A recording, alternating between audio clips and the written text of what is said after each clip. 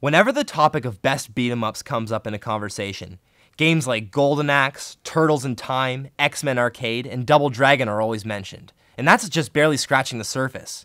For me though, the game that always comes to mind first is Streets of Rage 2.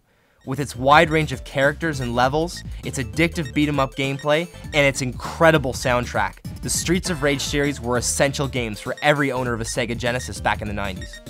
We're going to be skipping over the first game and going right to the sequel today. Although the first Streets of Rage is amazing, the second one completely surpassed its predecessor in every sense. This is our back in the 90s look at Streets of Rage 2. Let's start with the intro. We open up with a shot of the city. It's explained that it's been a year since the events of the first game, and that peace has been brought to the city thanks to our heroes. We then see the giant purple hands and face of our antagonist, Mr. X, appear as the city once again succumbs to his power. It's explained that the evil syndicate has captured Adam, one of the characters from the first game, and now it's your job to rescue him and stop the syndicate from consuming the city again with its crime and corruption. Add in some dramatic music, and this intro totally pumps you up. You're now ready to stop those motherfuckers! There are 4 playable characters to choose from: Axel, Blaze, Max, and Skate. Axel and Blaze are more of the all-around characters, while Max is a powerhouse who's lacking in the speed department. Skate has the best technical moves, but is the weakest in strength. I always choose Axel just to use the grand upper attack. Who doesn't want to deliver a flaming uppercut to somebody's face? Grand upper! Not only do all the characters have their own individual strengths, but also their own specific attacks, so that adds lots of replay value. And it makes it even more fun mastering the game as every character. You can also pick up melee weapons, such as knives, pipes, grenades, and don't forget the mother of all melee weapons in video games, the katana. Fuck, I love Japan. Alright, here we go. Stage 1 begins on the Streets of Rage.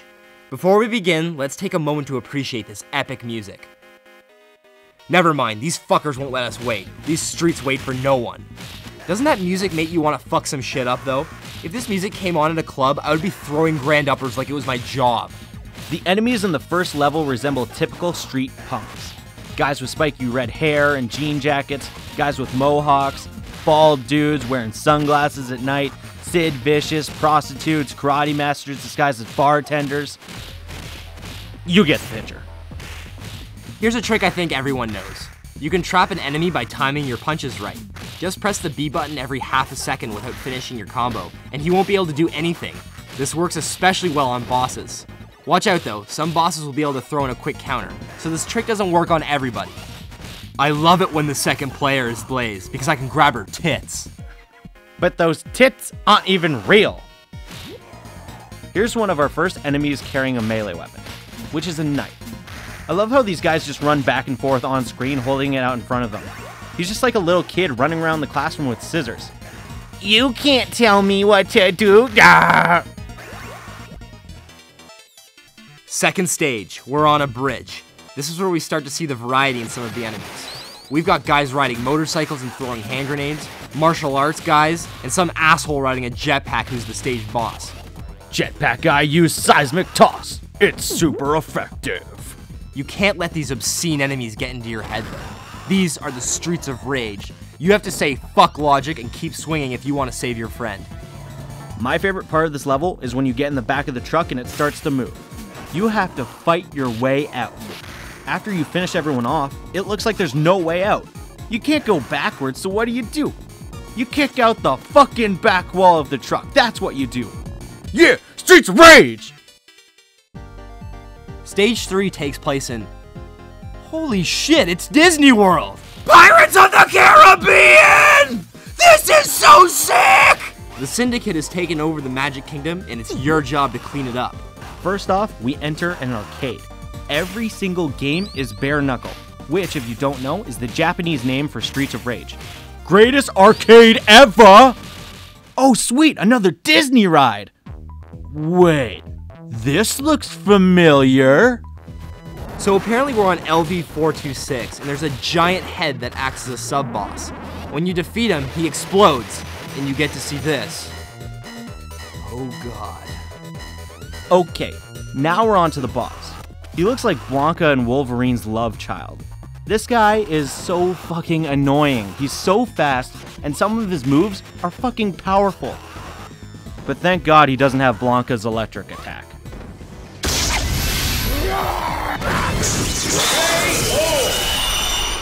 Alright, next up we're heading to the baseball stadium.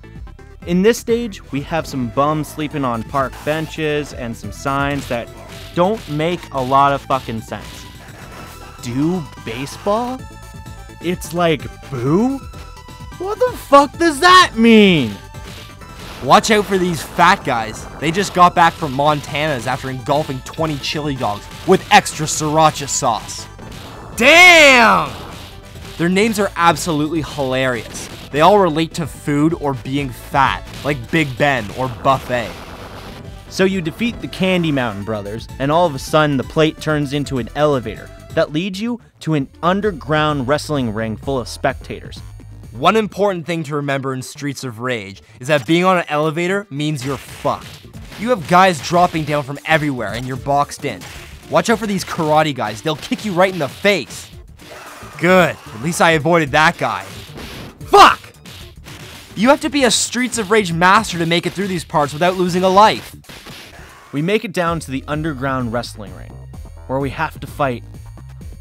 Oh my god.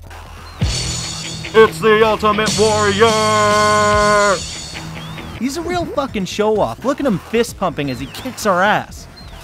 I don't know, maybe he's just enjoying the awesome music in the game. We're now on a ship heading to the Syndicate's island base. We start to see some familiar faces like the Stage 1 boss and that jetpack asshole. There are a ton of sub-bosses in this level, but none of them compare to our bear. Our bear has to be one of the hardest bosses in the game. Why? Because of this. Do you know what the fuck he just did? Neither do I, but I'm pretty sure I just got raped. Save those turkeys, because this guy will fucking kill you. Stage 6, we've reached Mr. X's island. The level starts on a beach with some really chill music playing. Yeah, brah. We think we're gonna be given a small break after surviving the hell that is our bear, until BOOM! Kickboxes! This is where the game really starts to get hard. You have shit coming at you from fucking everywhere.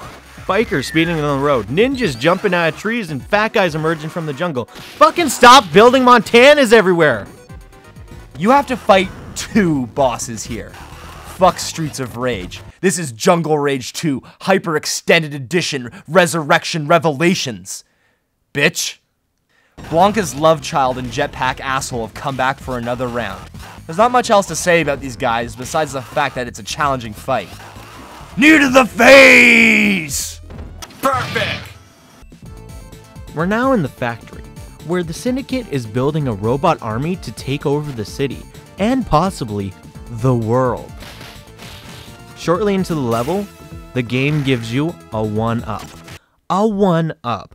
The most holiest gift this fucking game can give you.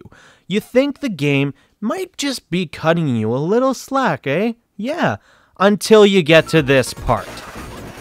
Do you all remember what I said about Streets of Rage and elevators? Fuck. I feel sorry for my 6-year-old self who would get this far just to have his shit fucked up on this elevator. This is one of those parts in a video game where there's so many enemies on screen that the game actually begins to lag. So many Garcias! We get to the top and apparently Mr. X has run out of thugs and is sending robots after you. These guys are the stage bosses. Why are there metal clunking noises when they hit you with their spiky balls? Are we robots too? That would make sense, seeing as we've wasted 500 street thugs in one night. Maybe Axel is a T-800 sent back in time to prevent Mr. X from starting Judgment Day. Or maybe I've seen Terminator way too many times. This is it, the final level. You immediately want to shit your pants when you start this level because of this guy. Meet Bear Jr., our bear's son looking for revenge. I actually find that he's not as hard as our bear. Just, watch out for the rape attack. You wanna hear a funny joke? After Bear Jr., you got one last ride up an elevator of hell before you get to confront the big man himself. Compared to the Stage 7 elevator, this one's lacking a little in the Garcia department, so it's not as hard. But believe me, you're going to have to save all your lives and health for the top floor. After surviving the elevator, we finally get to face Mr. X. Or so we thought. When you hear this music, you know that shit just got real. Shiva is a karate master on steroids. I fucking dare you to hit him first before he can lay his hands on you. I've been playing Streets of Rage for 15 years, and I rarely get the first hit on him. After losing about 3 lives on Shiva, Mr. X gets off his corporate fat cat ass and decides to fight. With a fucking Tommy gun! This fight is insane. You've got goons coming from all directions, and Mr. X shooting the fuck out of everybody, including his own guys. He doesn't even give a shit! He's laughing his ass off as he riddles you with bullets. This is an epic last fight for an even more epic game. Unlike the half-assed endings that a lot of video games had at this time, Streets of Rage 2's ending is perfect. We get screenshots of the defeated boss, saving our best friend Adam, and watching a sunset as a helicopter comes to rescue us from Mr. X's island. Again, let me bring up the music. It's perfect. It actually gets me really emotional. Don't fucking cry. Well, that was Streets of Rage 2. There's not much else to say other than the fact that this game is amazing. No matter how many times you play it, it never gets old. It's no walk in the park, but then again, most retro games aren't easy. If you're a gamer and have never played it, do yourself a fucking favor and do so. Even if you don't have a Sega Genesis kicking around, you can download it on your PS3, Wii, or Xbox 360. Go do it right meow! Streets of Rage 2!